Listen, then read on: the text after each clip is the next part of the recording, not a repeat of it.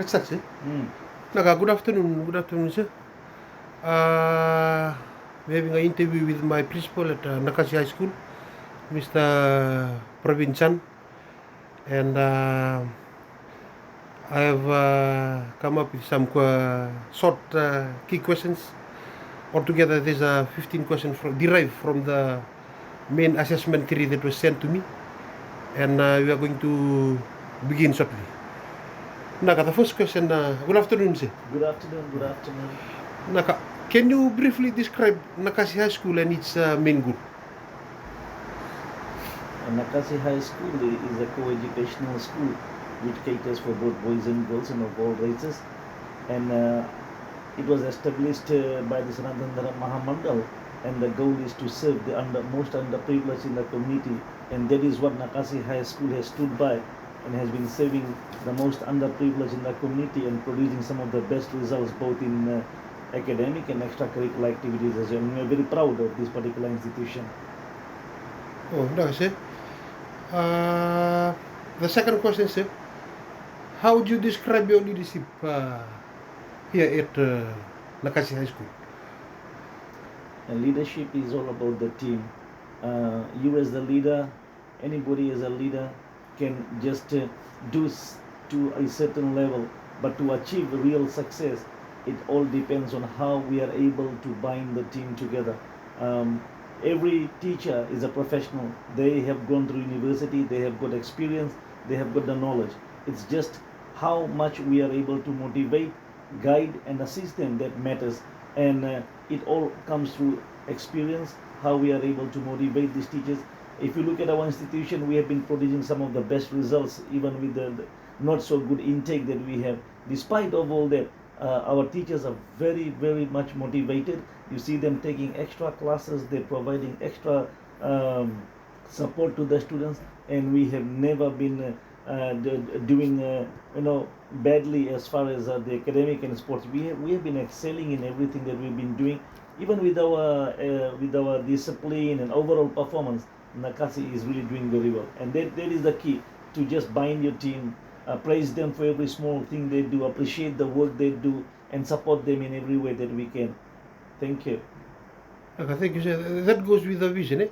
And the next question, sir. What is your vision for the school, and how do you plan to achieve it? Okay, my vision is to make Nakasi High School one of the premier institutions in the country, and we have as we approach the end of the academic year this year, I'm pleased to share that the whole project has been completed. There is a milestone that reflects our continued growth and commitment to providing the best environment for our students.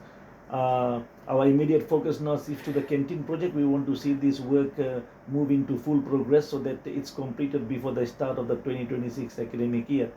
This is not just a facility upgrade, it's about enhancing the overall student experience, ensuring comfort, safety, and service that match the standards we are setting across the school. At the same time, we are also preparing for the next phase, our classroom expansion.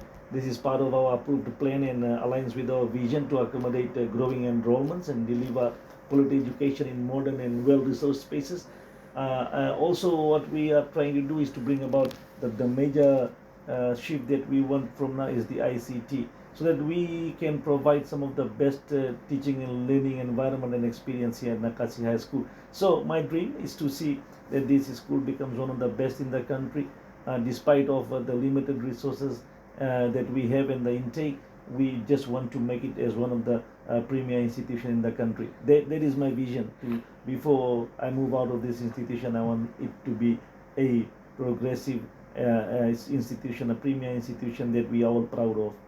Naka, sir, for that vision and all the plans that you have, how do you motivate and inspire teachers and students?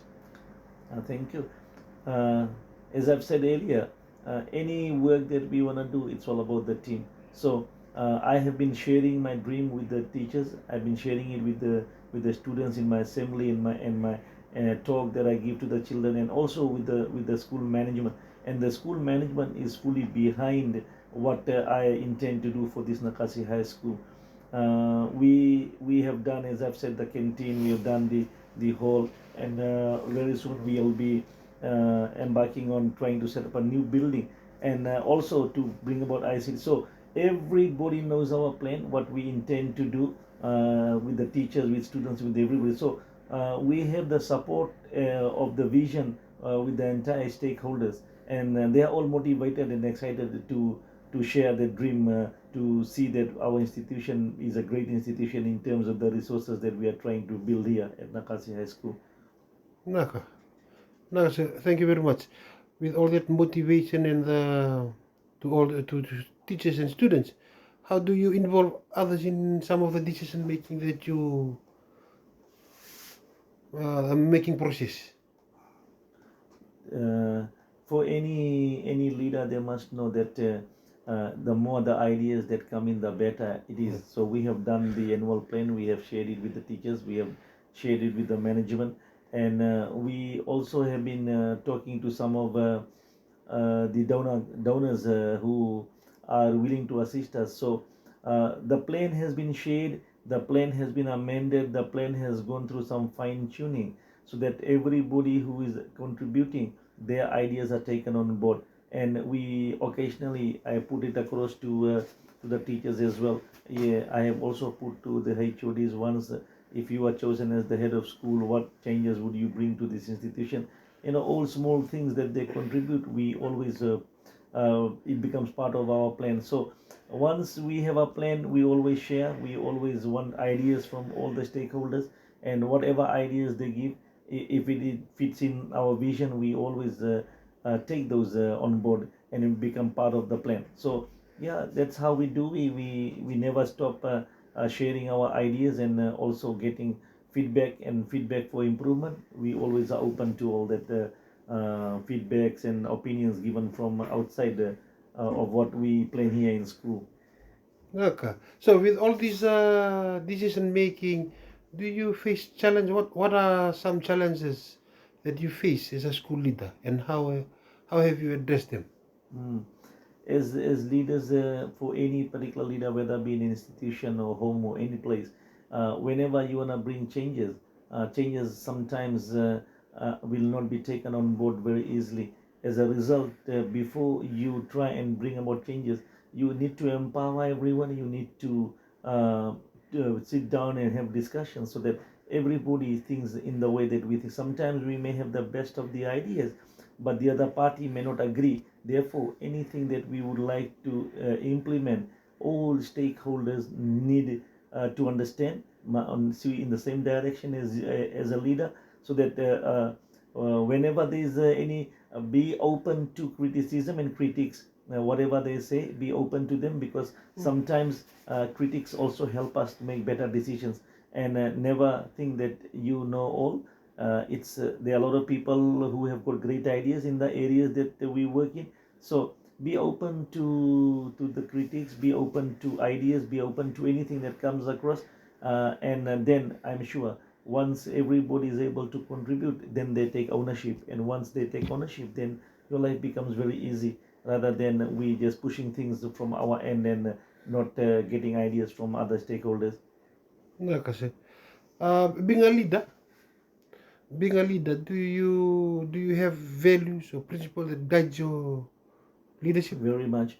I always believe in honesty, and I believe in God, and I take it as work as worship, that if you work honestly, if you work and believe that you are serving God, that is how every day you see it as a very passionate thing, something that is very dear to you, that you want to work honestly, and you also knowing that you are serving God while you are serving in school, being a noble profession. So with honesty and with the belief in God, that's how I work, and that is how I motivate my teachers, knowing that we cannot please the world, we cannot please people whom we are working with, but with honesty and with the belief in God, I'm sure we will be able to move forward, and your honesty rubs on to others as well.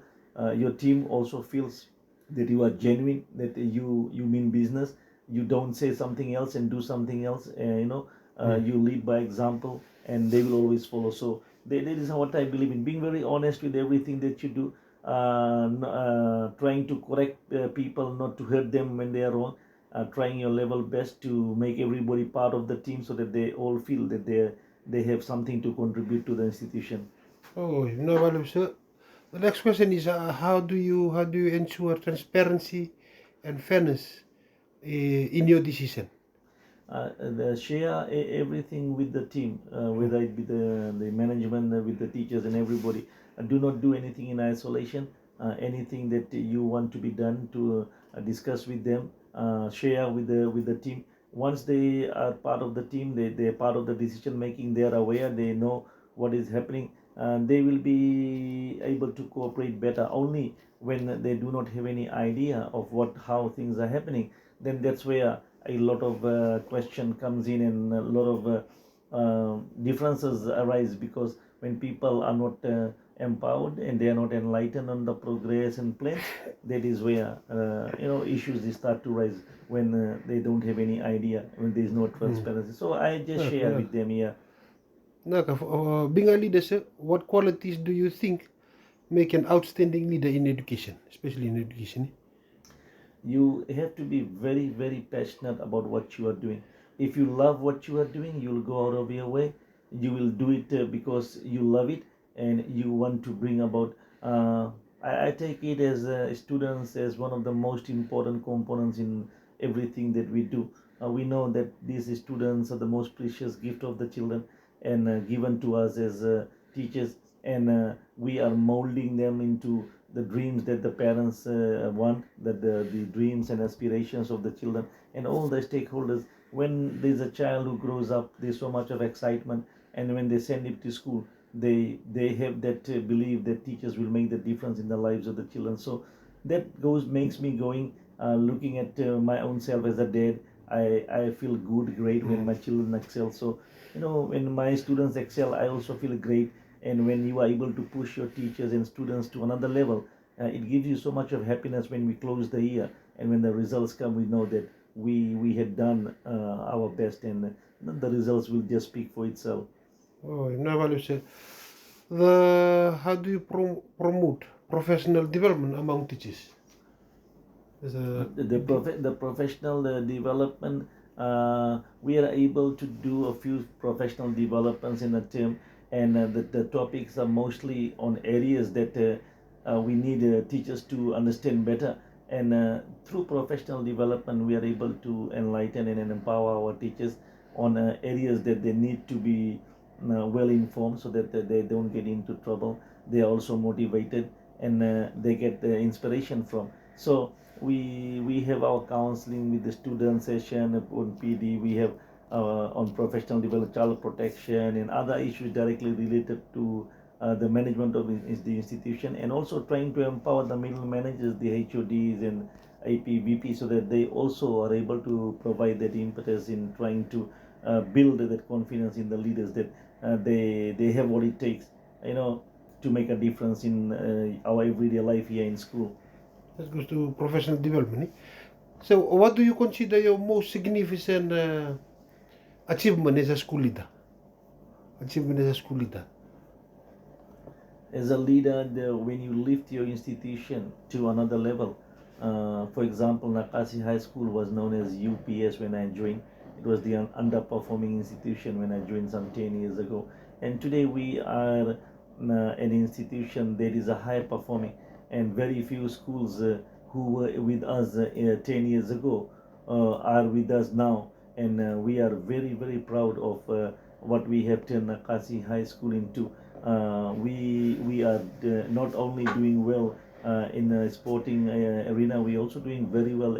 We have created a very good balance with the academic and extracurricular, and there is nothing that we have not taken part in, whether we have achieved success or not, but our participation has been huge. So the greatest satisfaction I get is that we entered an institution which did not have any name, and today we have become a household name because of the hard work and the turnaround of this particular institution, both academic and in extracurricular. Come now, what I say. How do you balance your being a leader? Being a leader, how do you balance your administrative work with your educational leadership?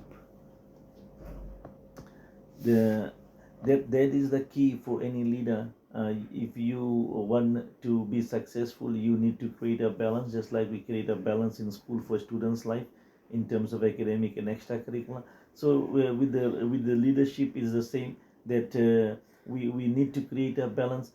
We just have to be disciplined in the way we do things, because we have to time everything, that we do things in a timely manner, in a very disciplined manner, and also have devote and commit time for all activities that we have planned, but in a very, very disciplined manner. Because once you don't value time being a leader, you will never be able to create a balance. So you just have to be very careful in the way you balance educational leadership with the administrative work. Because if we are not able to create a balance, then you will see that things will start to fall apart. Okay. Just another two questions here. In what way do you lead by example for staff and students? Just be a role model to them. If you want them to be dressed neatly, you have to dress up neatly. If you want them to be on time, you need to be on time yourself. If you want them to come to school every day, you do the same. I believe in the role model of a leadership. A leader who knows the way, goes the way, and shows the way. So you, as a role model to the students, that your actions speak louder than the words itself. So if you want anything from your teachers or from students, you have to be a leader in whatever you request from them. Because students, they don't believe too much in words. They always are very good at observing of what all we do, and that is how a good leader will be. They need to be role models. What they want to see in others, they have it in them, so that the students can follow them, that their teachers and whoever are their followers, they can follow them. So how many years you've been serving here? 10 years I've 10 been, years, eh? yeah, The last question is, what message would you like to leave for future leaders at Nakasi High School? If you have come to serve an institution as a leader, you must ensure that your personal beliefs, your personal likings, etc., do not become an impediment to the progress of that particular institution. You may not be a good sports person. You may not be a good person in terms of whatever that a school will require, but your personal interest should be put aside for the betterment of the institution. So you need to be very passionate and work for the betterment of these stakeholders, the staff, the students, and the management, to ensure that the best is delivered, because the school is the engine room for the growth of the entire nation and for the development of the child. So my message is, you have to be very passionate as a leader and ensure that your personal likes or dislikes do not become a stumbling block to achieving greatness for an institution. You should be the facilitator. You should be the one who should be leading and setting examples, no matter what are your personal likes and dislikes. So if somebody is a leader, doesn't like sports, doesn't mean he doesn't give sports. He can always facilitate sporting activities. He's not very good academically and does not prepare students. That has to be put aside. So in what I'm simply saying is, as a leader, your personal likes or dislikes do not determine the direction of the institution that you are leading. You work for somebody. You have to serve the children. You have to serve the management, the ministry, and the nation. So your own personal no likes and dislikes do not matter in the direction that you lead your institution into. So that's the end of our leadership interview this afternoon. First of all, I would like to take this time to thank you for your time, for giving it's approximately 20 minutes for this interview in regards to my last project that is due on the 26th. Nabaliw. Naka, thank you so much. Naka. Naka, sir.